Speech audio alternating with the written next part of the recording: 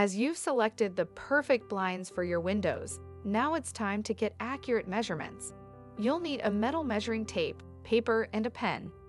If the window depth is less than 3 inches, we recommend an outside mount.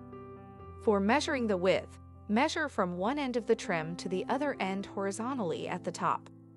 Maximum width can be up to 94 inches. If the width of the window is more than 94 inches, then kindly refer to the How to Measure an Extra Wide Window video. For measuring the height, measure from the outside top of the window frame to the inside top vertically. When measuring, make sure to include the fractions so you can provide us with the most accurate measurement. We deduct 5 millimeters or a 1/4 inch from the width to ensure an easy installation.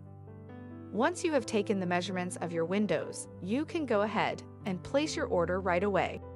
If you have any further questions, please contact us.